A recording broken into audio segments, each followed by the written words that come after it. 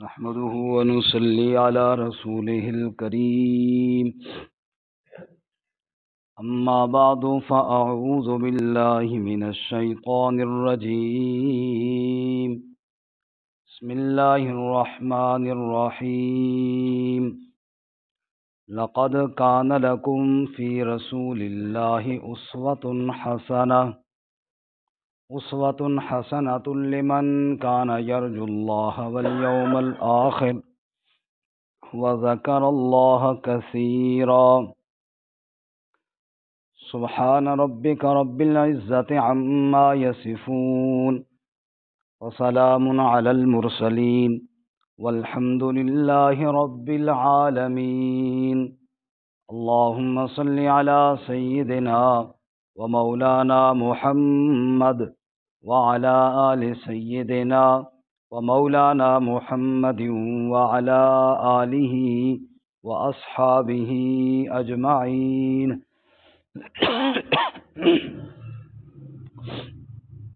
معزز سامعین، دوستوں اور بزرگوں اور بھائیوں، آپ کی اس مسجد ابو ذر غفاری میں رمضان المبارک سے پہلے تک سیرت الانبیاء علیہم السلام کا ہفتہ وار درس ہوتا رہا۔ اللہ تعالیٰ ان تمام دروس کو اپنی بارگاہ میں قبول فرمائے اور ہم سب کی نجات کا ذریعہ بنائے۔ پھر رمضان المبارک میں آپ کی مسجد میں نہ آ سکے، ماشاءاللہ حضرت درس قرآن دیتے ہیں، اللہ تعالیٰ اس سلسلے کو جاری رکھے اور حضرت کے علم میں مزید برکتیں عطا فرمائے۔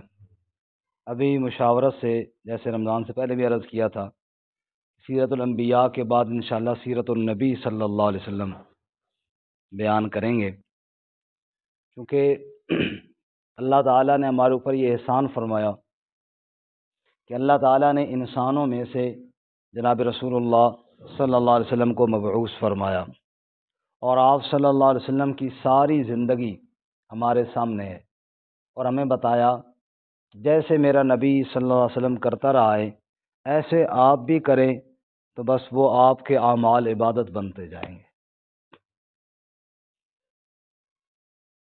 اگر رسول انسانوں میں سے نہ ہوتے، فرشتوں میں سے ہوتے، وہ نہ کھاتے اور نہ پیتے، نہ انسانوں کے دکھ درد کو محسوس کر پاتے۔ ظاہر بات ہے خوشی غمی جب ان کی نہ ہوتی تو ہمارے لیے یہ سنت طریقے نہ بنتے۔ اللہ رب العزت نے انسانوں میں سے رسول مبعوث فرمائے، جیسے کھاتے ہیں ویسے کھاتے جاؤ، جیسے آرام فرماتے ہیں ویسے آرام فرماؤ، حتیٰ کہ اللہ کے رسول صلی اللہ علیہ وسلم کی سنت کو سامنے رکھتے ہوئے آپ کوئی کام بھی کریں تو اللہ اس کو اجر اور ثواب کا ذریعہ بنا دیں گے۔ حضرت سیدنا علی المرتضیٰ رضی اللہ تعالیٰ عنہ سے کسی نے پوچھا کہ آپ کتنا وقت عبادت کرتے ہو؟ انہوں نے فرمایا ہم تو ہر وقت ہی عبادت میں رہتے ہیں۔ کہا وہ کیسے؟ کہا وہ ایسے کہ ہم ہر کام اپنے نبی کی سنت کے مطابق کرتے ہیں تو اللہ ہمارے ہر کام کو عبادت بنا دیتے ہیں۔ ہمارے بزرگوں میں سے بزرگ نے فرمایا کہ اگر ہماری خصوصاً یہ نوجوان لڑکے اور بچے ایک تو سیرت پڑھ لیں اور دوسرا قرآن مجید کے ساتھ ان کا تعلق قائم ہو جائے، یہ دو چیزیں ہو جائے تو کبھی گمراہ نہیں ہوں گے۔ اصل بھٹکتے تب ہی ہیں جب نبی صلی اللہ علیہ وسلم کی سیرت کو چھوڑ دیتے ہیں، اور نبی صلی اللہ علیہ وسلم کی سیرت کے بارے میں پتہ نہیں ہوتا، پھر دوسروں سے متاثر ہو جاتے ہیں۔ اس لیے آج سے ہم انشاءاللہ تھوڑی تھوڑی سیرت نبی صلی اللہ علیہ وسلم کا سلسلہ شروع فرما رہے ہیں۔ سب سے پہلے تو یہ دعا فرمائیں کہ اللہ تعالیٰ توفیق عطا فرمائے اور اس سلسلے کو اللہ تعالیٰ پایہ تکمیل تک پہنچائے۔ نہ معلوم مرنے کے بعد کون سا عمل نجات کا ذریعہ بن جائے، شاید یہی وجہ بن جائے کہ اللہ کہیں میرے نبی صلی اللہ علیہ وسلم کی سیرت کا تذکرہ کیا کرتے تھے اور نبی صلی اللہ علیہ وسلم کی سیرت کو اپنانے کے لیے کوشش کیا کرتے تھے، شاید اسی وجہ سے ہماری بخشش ہو جائے۔ ایک بات یہ ذہن میں رہے کہ سیرت النبی صلی اللہ علیہ وسلم میں نبی صلی اللہ علیہ وسلم کا نام بار بار آئے گا، جیسے ابھی ان 2-3 منٹوں میں کم و بیش 10-15 دفعہ تو نام آ چکا ہے، ایسے ہی بار بار آئے گا۔ تو اس میں آپ کی ذمہ داری یہ ہے کہ جب بھی حضور کا نام آئے تو کیا کہنا ہے؟ جی صلی اللہ علیہ وسلم۔ اس میں آپ نے سستی نہیں کرنی، آپ حدیث کی کتابوں کو دیکھیے نا، اگر ایک صفحے پر 50 دفعہ نبی پاک صلی اللہ علیہ وسلم کا نام آیا ہے تو ہر دفعہ ہی پورا درود شریف انہوں نے لکھا ہے صلی اللہ علیہ وسلم۔ اس دفعہ اس لیے آپ بھی ہر دفعہ کہیں صلی اللہ علیہ وسلم۔ حضور اقدس صلی اللہ علیہ وسلم نے ارشاد فرمایا، قیامت کے دن میرا امتی وہ قریب ہوگا جو مجھ پر کثرت کے ساتھ درود بھیجنے والا ہوگا۔ سیرت النبی صلی اللہ علیہ وسلم کہاں سے بیان ہوگی، کہاں سے ہم اخذ کریں گے؟ سب سے بڑا ماخذ تو اس کا قرآن مجید ہے۔ ام المومنین حضرت عائشہ صدیقہ رضی اللہ تعالیٰ عنہ سے پوچھا گیا کہ اماں جی رسول اللہ صلی اللہ علیہ وسلم کے اخلاق کیا تھے؟ تو اماں جی نے ارشاد فرمایا کہ کیا آپ نے قرآن کبھی نہیں پڑھا؟ کہا جی ہم قرآن تو پڑھتے ہیں۔ تو فرمایا کان خلقہ القرآن، حضور کا سارا اخلاق وہ قرآن ہی تھا۔ قرآن میں جو لکھا ہوا ہے نا، قرآن نے جو کہا ہے کرنے کا، یہ سارے کام کر کے دکھانے والی شخصیت کا نام ہے محمد الرسول اللہ صلی اللہ علیہ وسلم۔ پھر اس کے بعد احادیث مبارکہ، رسول اللہ صلی اللہ علیہ وسلم کے فرامین، صحابہ اکرام رضوان اللہ تعالیٰ علیہ مجمعین کے اقوال، اور پھر سیرت کی وہ کتابیں جو قرآن و حدیث کو سامنے رکھ کر لکھی گئی ہیں، اور تاریخ کی مستند واقعات، یہ ساری چیزیں ملا کر مختصر خلاصہ آپ کے سامنے عرض کریں گے۔ اللہ تعالیٰ صحیح اور سچ بیان کرنے کی توفیق عطا فرمائے۔ یہ تو آپ سارے حضرات جانتے ہیں کہ ہمارے نبی صلی اللہ علیہ وسلم کی ولادت باسعادت مکہ مکرمہ میں ہوئی ہے، لیکن اس سے پیچھے تھوڑا سا آج ہم مختصر ذکر کرتے ہیں، جو کہ ایک تو آج پہلا دن ہے۔ اگلے درس میں انشاءاللہ آپ باقی ساتھیوں کو بھی دعوت دے دیں گے، پھر تفصیلی انشاءاللہ اگلے درس میں شروع کریں گے۔ یہ واقعہ ہم نے ابراہیم علیہ الصلوۃ والسلام کی سیرت میں پڑھا تھا کہ حضرت ابراہیم علیہ الصلوۃ والسلام کو حکم ہوا کہ اپنی بیوی اور اپنے بچے کو وہاں چھوڑ کر آؤ جہاں مکہ مکرمہ ہے۔ چنانچہ ابراہیم علیہ الصلوۃ والسلام ننھے اسماعیل اور ان کی والدہ اماں جی ہاجرہ علیہ السلام کو وہاں چھوڑ کر چلے گئے۔ یہ واقعہ ہم پہلے پڑھ چکے ہیں، اس کی تفصیل میں نہیں جاتے۔ حضرت اماں جی ہاجرہ علیہ الصلوۃ والسلام نے اپنے بیٹے اسماعیل علیہ السلام کو وہاں لٹایا، اور وہ جو پانی پاس تھا اور کھجوریں تھیں جب وہ ختم ہوئی تو پریشانی کے عالم میں انہوں نے چکر لگایا، کبھی صفا پہ اور کبھی مروہ پر۔ صفا پہ چڑھتی تو پھر واپس آتی بچے کے پاس، پھر مروہ پہ جاتی، اس طرح انہوں نے 7 چکر لگائے، درمیان میں تھوڑی تیز رفتاری کے ساتھ تاکہ دوسری پہاڑی پر جلدی پہنچ جائیں۔ یہ وہ عمل ہے جو آج بھی عمرہ کرنے والے اور حج کرنے والے کر رہے ہیں۔ ہمارے شیراز بھائی ابھی کر کے آئے ہیں، میلین اخضرین پہ ذرا تیز دوڑتے ہیں، یہ وہ یاد آج بھی تازہ کی جا رہی ہے۔ پھر 7 چکروں کے بعد اللہ تعالیٰ نے وہاں سے زمزم کا چشمہ جاری فرمایا۔ علماء فرماتے ہیں زمزم کے پانی کے اندر 3 برکتیں ہیں، ایک اسماعیل علیہ السلام کی ایڑی، دوسرا جبرائیل علیہ السلام کا پر، اور تیسرا نبی صلی اللہ علیہ وسلم کا بچا ہوا پانی۔ اسماعیل علیہ السلام نے ایڑی رگڑی، جبرائیل علیہ السلام نے پر مارا تو زمزم کا چشمہ جاری ہو گیا۔ رسول اللہ صلی اللہ علیہ وسلم نے زمزم پیا، صحابہ کرام لپکے کہ یا رسول اللہ ہمیں دیں، آپ کا بچا ہوا ہم پئیں۔ تو حضور صلی اللہ علیہ وسلم نے سوچا کہ آپ تو پی لیں گے میرا بچا ہوا، قیامت تک آنے والے میرے امتی، ان کا بھی دل چاہے گا نہ ہم بھی اپنے نبی کا بچا ہوا پئیں۔ تو حضور نے وہ پانی بچا ہوا زمزم کے کنویں میں ڈال دیا کہ تاکہ قیامت تک آنے والے میرا بچا ہوا پیتے رہیں۔ تو یہ 3 برکتیں اس پانی کو حاصل ہیں۔ خیر، جب وہ پانی زمزم کا ہو گیا، حضور فرماتے ہیں اللہ رحم فرمائے ام اسماعیل پر، جنہوں نے پتھروں کی منڈیر بنائی اور اس کو کہا کہ زمزم یعنی رک جا۔ اگر وہ یہ نہ کرتی اور یہ نہ کہتی تو یہ پانی پوری دنیا کے اندر پھیل جاتا۔ انہوں نے روکا تو پانی وہاں پر روک گیا۔ جب پانی وہاں پہ تھا، اس سے پہلے تو آبادی کوئی نہ تھی، ظاہر بات ہے پانی کے بغیر آبادی کہاں ہوتی ہے۔ سب سے پہلے وہ قبیلہ جو وہاں پر آباد ہوا اس کو کہتے ہیں قبیلہ جرہم۔ قبیلہ جرہم کے لوگ وہاں سے گزر رہے تھے، انہوں نے دیکھا کہ پرندے یہاں پر ہیں، ظاہر بات ہے یہاں پہ پانی ہوگا۔ وہ آئے پانی کی تلاش میں، تو انہوں نے دیکھا کہ یہاں تو بڑا زبردست پانی کا چشمہ ہے۔ تو انہوں نے اماں جی ہاجرہ علیہ الصلوۃ والسلام سے درخواست کی کہ اگر آپ اجازت دیں تو ہم بھی یہاں ٹھہر جائیں، یہاں پانی وافر مقدار میں ہے۔ تو اماں جی تو پہلے یہ چاہتی تھیں کہ یہاں پہ کوئی آبادی ہو، ظاہر بات ہے اکیلا انسان کیسے رہ سکتا ہے؟ انہوں نے فرمایا ٹھیک ہے، بڑی اچھی بات ہے، آپ یہاں رہ جائیں، لیکن یہ پانی کے اوپر جو قبضہ اور اختیار ہوگا یہ ہمارا ہوگا۔ انہوں نے کہا جی ہمیں استعمال کے لیے پانی مل جائے، ہمیں اور کیا چاہیے؟ تو چنانچہ پانی کے اوپر قبضہ حضرت ہاجرہ اور ان کے بیٹے اسماعیل علیہ السلام کا تھا، لیکن قبیلہ جرہم وہاں پر آباد ہو گیا۔ اماں جی ہاجرہ کی وفات بھی وہیں پر ہوئی، اور حضرت اسماعیل علیہ السلام نے شادی بھی اسی جرہم قبیلے سے کی۔ جب اسماعیل علیہ السلام بڑے ہوئے تو اللہ تعالیٰ نے ابراہیم علیہ السلام کو حکم دیا کہ آپ دونوں باپ بیٹا جاؤ اور وہاں پر میرے گھر کی تعمیر کرو۔ وَإِذْ يَرْفَعُ إِبْرَاهِيمُ الْقَوَاعِدَ مِنَ الْبَيْتِ وَإِسْمَاعِيلُ، بیت اللہ چونکہ پہلا گھر تھا اس دنیا میں، عبادت خانہ، اب اس کی عمارت تو گری ہوئی تھی لیکن بنیادیں تو موجود تھیں۔ تو اللہ تعالیٰ نے نشاندہی فرمائی، تو ابراہیم علیہ السلام اور ان کے بیٹے اسماعیل علیہ السلام دونوں باپ بیٹا نے مل کر اللہ کے گھر کی تعمیر کی۔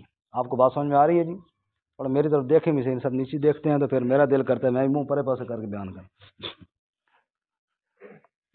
آپ کو سمجھ آ رہی ہے جی؟ نیند بھی آ رہی ہے ویسے تھوڑی، میری طرف دیکھیں پھر نیند نہیں آئے گی انشاءاللہ۔ تو وہاں پر بیت اللہ کی تعمیر ہوئی، اس کے بعد دعا کی ربنا تقبل منا انک انت السمیع العلیم، اے اللہ اس عمل کو تو اپنی بارگاہ میں قبول فرما لے۔ چنانچہ اسماعیل علیہ السلام اور ان کی اولاد وہ بیت اللہ کی متولی سمجھے جاتے تھے، بیت اللہ کی ایک عظمت سب کے دلوں میں تھی، اور بیت اللہ کی خدمت کو ہر ایک اپنے لیے سعادت سمجھتا تھا۔ چنانچہ حضرت اسماعیل علیہ الصلوۃ والسلام کی اولاد ہی اس بیت اللہ کی متولی سمجھے جاتے تھے، لیکن حضرت اسماعیل علیہ الصلوۃ والسلام کی وفات کے بعد یہ بیت اللہ کی تولیت جو تھی، اس کی خدمت کی ذمہ داری قبیلہ جرہم نے لے لی، ان کے افراد نے لے لی، جو کہ ظاہر ہے میں نے پہلے عرض کر دیا کہ اسماعیل علیہ السلام کی شادی بھی اسی قبیلے سے ہوئی تھی، اور وہ چونکہ وہاں شروع سے رہ رہے تھے۔ اب قبیلہ جرہم کے لوگ بیت اللہ کے متولی سمجھے جانے لگے، غرضے کے جتنے لوگ بھی آس پاس کے تھے سب کے دل میں بیت اللہ کی عظمت ضرور تھی، اور اسی بیت اللہ میں وہ حجر اسود بھی تھا جو جنت سے لایا ہوا پتھر تھا، لیکن اس پتھر کے علاوہ بیت اللہ کے ساتھ لگے ہر پتھر کی تعظیم کرتے تھے وہ۔ رفتہ رفتہ یہ جو تولیت تھی نا بیت اللہ کی متولی ہونا، یہ بدلتی رہتی تھی، یعنی کبھی ایک خاندان دوسرے سے چھین لیتا، کبھی وہ دوسرے سے چھین لیتا، یہ بدلتی رہتی تھی، حتیٰ کہ رسول اللہ صلی اللہ علیہ وسلم کی خاندان میں ایک شخص گزرے قصی ابن کلاب، انہوں نے دوبارہ یعنی آپ کی ولادت کے قریب جو دوبارہ اس خاندان کی طرف بیت اللہ کی تولیت آئی تو یہ قصی ابن کلاب کی طرف سے آئی۔ قصی ابن کلاب نے باقی سارے قبائل سے بیت اللہ کی تولیت چھین لی اور وہ بیت اللہ کے متولی بن گئے۔ اس طرح رسول اللہ صلی اللہ علیہ وسلم کی ولادت باسعادت سے پہلے بیت اللہ کی خدمت کی ذمہ داری گویا کہ بنو اسماعیل کی طرف آ گئی، اور یہ ایک بہت بڑی سعادت سمجھی جاتی تھی۔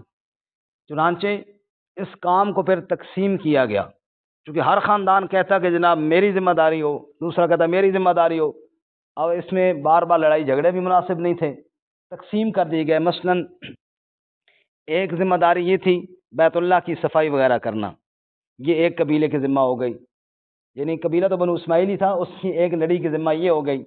دوسرے کی ذمہ ہو گئی بیت اللہ کی چابی بردار، کہ بھائی جو بیت اللہ کے اندر جانا چاہے، تالا کھولنا چاہے تو چابی ان کے پاس ہوگی، یہ ذمہ داری ان کے پاس ہو گئی۔ تیسری ذمہ داری تھی زمزم پلانا، تو یہ ایک جناب ایک لڑی کی ذمہ یہ ہو گئی۔ چوتھی ذمہ داری یہ تھی کہ بیت اللہ یا حج کے زائرین کے لیے کھانے پینے کا انتظام کرنا۔ تو یہ چار قسم کی ذمہ داریاں تقسیم کر دی گئیں، لیکن بہرحال رسول اللہ صلی اللہ علیہ وسلم کی ولادت سے پہلے یہ ساری ذمہ داریاں بنو اسماعیل یعنی آپ ہی کے خاندان کی طرف منتقل ہو چکی تھیں۔ ایک شاعر نے کہا بھی ہے، کم ابن قد علا بابن لہ شرفا کما علا برسول اللہ عدنان ومن یکم برسول اللہ نسبتہ تحفظہ الاسود وتہدی صوبان۔ اللہ کے نبی صلی اللہ علیہ وسلم کی عظمت کی کیا بات ہے، ابھی حضور آئے ہی نہیں آپ کی آمد سے پہلے اللہ نے آپ کے خاندان کو سرداریاں عطا فرما دی۔ یہ آپ صلی اللہ علیہ وسلم کی گویا کہ عظمت کی طرف دلیل اور نشانی تھی۔ حضور اکرم صلی اللہ علیہ وسلم کے پردادا ہاشم، ان کے پاس جب بیت اللہ کی ذمہ داری آئی تو ہاشم ایک بڑے سخی انسان تھے۔ ہاشم نے جو شادی کی، اللہ کے عجیب اتفاق اور قدرت تھا، سلمہ نام کی ایک خاتون سے کی، اور وہ یثرب کی تھی، جو اس کو مدینہ الرسول اب کہا جاتا ہے۔ اس وقت اس کا نام یثرب تھا۔ انہوں نے یثرب سے شادی کی ہاشم نے۔ چنانچہ ہاشم کی بیوی جب امید سے ہوئی تو وہ اپنے میکے چلی گئیں، یثرب چلے گئیں، اور ہاشم شام کے علاقے میں تجارت کی غرض سے گئے۔ اللہ کی قدرت وہ وہیں وفات پا گئے، اور سلمہ جو ہاشم کی بیوی تھیں وہ واپس ہی نہ آئیں۔ جب پتہ چلا کہ شوہر فوت ہو گئے ہیں تو وہ اپنے ماں باپ کے گھر یثرب میں رہیں۔ وہیں پر ان کا بیٹا پیدا ہوا جس کا نام رکھا گیا شیبہ۔ ہاشم کے چھوٹے بھائی کا نام تھا مطلب۔ مطلب کو خیال ہوا کہ میرا بھائی تو شام سفر پہ گیا تھا، وہیں فوت ہو گیا، لیکن جو میری بھابھی تھی وہ یثرب چلی گئی، تو میں کیوں نہ وہاں جاؤں اور پتہ کروں، کیا پتہ اللہ تعالیٰ نے میرے بھائی کی کوئی اولاد وہاں دی ہو، تو اس کا پتہ کروں۔ چنانچہ مطلب گئے یثرب اور وہاں اپنی بھابھی سے ملے، تو وہاں دیکھا کہ خوبصورت چاند سا لڑکا ہے، کہا یہ آپ کا بھتیجا ہے اور اس کا نام ہم نے شیبہ رکھا ہے۔ مطلب نے بہت کہا کہ میں اس کو ساتھ لے جاتا ہوں، یہ میرے بھائی کی نشانی ہے۔ اگرچہ اس کی ماں نہیں چاہتی تھی، لیکن پھر بھی جب دیکھا کہ چچا جی اتنا اصرار کر رہے ہیں اور ہیں بھی مکہ کے سردار اور بیت اللہ کے خدمتگار اور ایک بڑا مقام ہے، تو کیوں نہ یہ مقام میرے بیٹے کو حاصل ہو جائے، تو ٹھیک ہے، میں جب ملنا چاہوں گی تو مل آؤں گی، تو لے جائے۔ چنانچہ مطلب اپنے اس بھتیجے یعنی ہاشم کے بیٹے شیبہ کو اپنے ساتھ اونٹ پر بٹھا کر یثرب سے مدینہ لے کر آئے۔ تو جب یثرب سے مکہ لے کر آئے، کہاں لے کر آئے جی؟ مکہ جب آئے نا، تو مکے والوں نے دیکھا کہ مطلب کے ساتھ کوئی لڑکا ہے، انہوں نے سمجھا کہ یہ غلام لے کر آئے کوئی، کیونکہ پہلے لوگ جاتے تھے غلام لے کر آتے تھے، انہوں نے کہہ دیا عبد المطلب، یہ مطلب کا غلام۔ اور یہی رسول اللہ صلی اللہ علیہ وسلم کے دادا جان تھے۔ نام تو ان کا شیبہ تھا، لیکن مشہور عبد المطلب ہو گئے، کیونکہ مطلب ان کو لے کر آئے تھے یثرب سے، تو لوگوں نے یہ سمجھا کہ مطلب کا غلام ہے، اور اس وجہ سے جب ان کو شروع میں عبد المطلب کہا تو بعد میں نام تو ان کا دب بھی گیا، اور عبد المطلب ہی کیا ہو گئے؟ مشہور ہو گئے۔ عبد المطلب کے بیٹوں میں عبداللہ جو بیٹے تھے، اور یہ 10ویں ان کے بیٹے تھے۔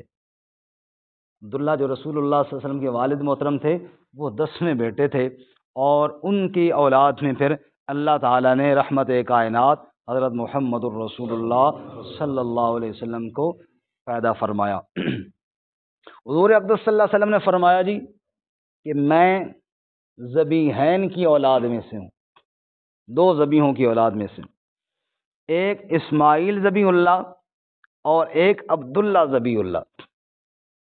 اسماعیل ذبیح اللہ کا واقعہ تو مشہور ہے، ہم نے پڑھا بھی ہے، اور انشاءاللہ پھر بھی پڑھیں گے، آپ کے ذہن میں بھی ہوگا کہ جب اللہ تعالیٰ نے ابراہیم علیہ السلام کو خواب میں اسماعیل علیہ السلام کے ذبح کرنے کا حکم دیا، تو اللہ تعالیٰ نے ان کی جگہ پہ دمبا بھیج دیا، تو اسماعیل کا لقب پڑ گیا اسماعیل ذبیح اللہ۔ اسماعیل، تو یہ اسماعیل ذبیح اللہ تو بڑے مشہور ہے۔ عبداللہ ذبیح اللہ کیسے ہے جی؟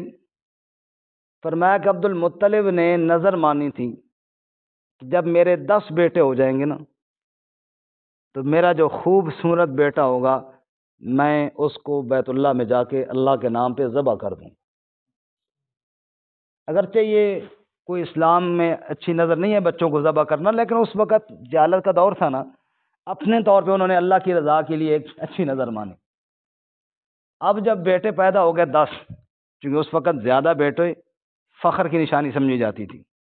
آج کل تو توبہ، بچے کہتے ہیں 2 یا چھتری ہے جامع کنن واتلا ہے، کیونکہ اس وقت ٹیوشن کی فیس بھی نہیں تھی، اور یہ انگلش میڈیم بھی نہیں تھے، اور بڑے آسان کام تھے نا۔ آج کل تو بڑے مسائل ہو گئے ہیں، اس لیے پھر ان چیزوں نے اولاد سے ڈرا دیے۔ اب کے تو بچے کہتے ہیں جتنے تھوڑے ہوں اتنے اچھا ہیں، اس وقت فخر کرتے تھے جتنے زیادہ ہوں اتنے اچھے ہیں۔ تو انہوں نے کہا تھا جب 10 ہو جائیں گے تو سب سے خوبصورت بیٹا اللہ کے نام پہ کیا کروں گا جی؟ ذبح کروں گا۔ اب سب سے خوبصورت بیٹا تو وہی تھا جس کی صلب میں اللہ نے اپنے محبوب صلی اللہ علیہ وسلم کو محفوظ کیا تھا۔ چنانچہ اس نے جب نگاہ دوڑائی تو عبداللہ سے زیادہ خوبصورت تو تھا کوئی نہیں۔ عبد المطلب نے چھری لی اور رسول اللہ صلی اللہ علیہ وسلم کے دادا یعنی رسول اللہ صلی اللہ علیہ وسلم کے والد عبداللہ کو ساتھ لیا اور ذبح کرنے کے لیے تیار ہو گئے۔ برادری والے آ گئے، او بھائی خیر تو ہے، یہ کیا کرے اتنا پیارا بیٹا ذبح کرنے لگے؟ اس نے کہا اللہ کی رضا کے لیے کرنے لگا ہوں، میں نے نظر مانی تھی کہ اپنا پیارا بیٹا اللہ کے نام پہ ذبح کروں گا۔ کہا یار اس طرح نہ کر، بچہ یہ اتنا خوبصورت ذبح کرنے کے قابل نہیں ہے۔ کہا میں نے پھر نظر مانی ہے، کوئی اب نظر سے تو نہیں جان چھڑا سکتا نا، جیسے ہمارے ہاں لوگ مجبوری کے ٹائم مان لیتے ہیں، پھر جب کام ہو جاتا ہے تو پھر ٹرکا ہی جاتے ہیں۔ وہ بندہ درخت پہ چڑھ گیا نا، اونچی جائی تو تلے دیکھے تو ڈر لگے کہ یا اللہ آج میں خیریت نہ تلے اتر جانا، تیرے نا تے پوری مجھ ذبح کر دے۔ نظر مان لی، آہستہ آہستہ تھوڑا نیچے آیا، محسوس ہے کچھ بہتر آ گیا نا، یا اللہ مجھ ضرور دے سا، جی نہ بھی دیتی تو گاں ضرور دے سا انشاءاللہ۔ تھوڑا اور تلے آ کے نا گاں اگر رہ بھی گئی بکری ضرور دے سا، جب اور تلے آ نا بکری نہ دیتی تو مرغی ضرور دے سا۔ ککڑی دی ماری سے گزری نہ چھال ماری، آج تک کھ بھی نہ دینا تو آئندہ درخت چڑھنے ہی نہ آئے۔ یہ تو ہمارا حساب ہے نا۔ تو انہوں نے کہا کہ میں نے تو نظر مانی ہے، اب نظر میں ہیر پھیر تو کرنا ٹھیک نہیں ہے۔ یوفون بالنظر، اللہ کے بندے وہ ہوتے ہیں جو نظر مانے تو پھر پوری کرتے ہیں، پھر وہ جناب جان چھڑانے کی کوشش ہے۔ تو انہوں نے کہا چلو اس کا کوئی حل نکالتے ہیں، اس کا متبادل کوئی سوچتے ہیں، کسی سے کوئی مسئلہ پوچھتے ہیں۔ اب اس وقت زمانہ جہالت تھا، کہاں سے علماء آتے جو ان کو مسئلہ بتاتے؟ تو ایک کاہنہ کے پاس گئے مسئلہ پوچھنے کے لیے، اور بالکل ایسے ہوتا ہے جب علماء نہیں ہوں گے تو پھر لوگ ایسے لوگوں کے پاس نہیں آئیں گے نا جی۔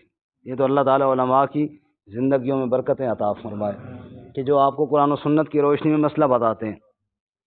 تو ایک کاہنہ کے پاس گئے جی کہ نظر یہ مانی ہوئی ہے کہ 10واں بیٹا ذبح کرنا ہے، اب کریں تو کیا کریں؟ سارے لوگ کہتے ہیں کہ اس کی متبادل کوئی صورت، تو آپ بتائیں اس کی متبادل کوئی صورت تاکہ نظر بھی پوری ہو جائے اور بیٹا بھی بچ جائے۔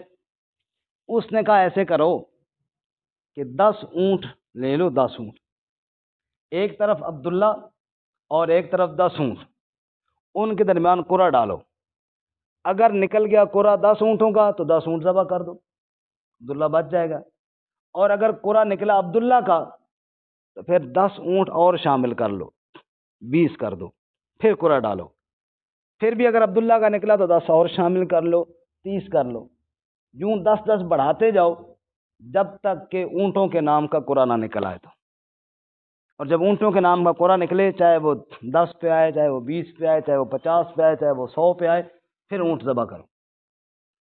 چنانچہ ایسے ہی کیا گیا، قرعہ نکلا عبداللہ کے نام کا، پھر 10 اونٹ بڑھائے، پھر عبداللہ کے نام کا، پھر بڑھائے، پھر حتیٰ کہ 100 اونٹ ہو گئے۔ کتنے اونٹ جی؟ 100 اونٹ جب ہو گئے نا تو اب قرعہ ڈالا تو اب نکلا اونٹوں کے نام کا۔ چنانچہ عبداللہ کی جگہ پر مکہ مکرمہ میں 100 اونٹ ذبح کیے گئے۔ کتنے اونٹ جی؟ 100 اونٹ۔ اور جناب وہ زائرین میں اور حاجیوں میں اور بیت اللہ کی زیارت کے لیے آنے والوں میں اور اہل مکہ میں حدود حرم میں وہ گوشت تقسیم ہوا۔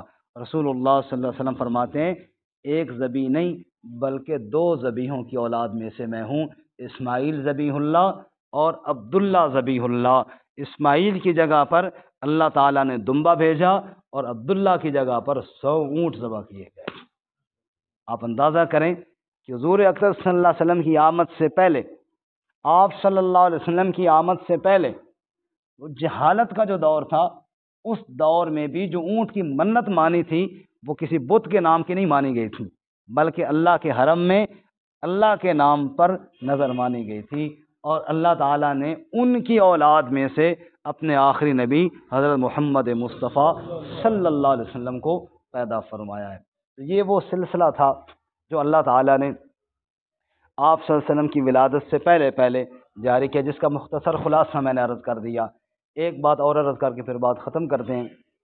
جس طرح یہ خاندان اور آپ صلی اللہ علیہ وسلم کے آباء و اجداد کو اللہ تعالیٰ نے منتخب فرمایا، بالکل اسی طرح آپ کی ولادت باسعادت کے لیے جگہ کا انتخاب بھی اللہ تعالیٰ نے فرمایا۔ آپ غور اگر فرمائیں، ابراہیم علیہ السلام مکہ میں تو نہیں رہتے تھے، ان کو تو اللہ نے حکم دیا تھا کہ اپنی بیوی اور اپنے بچے کو وہاں چھوڑ کے آؤ۔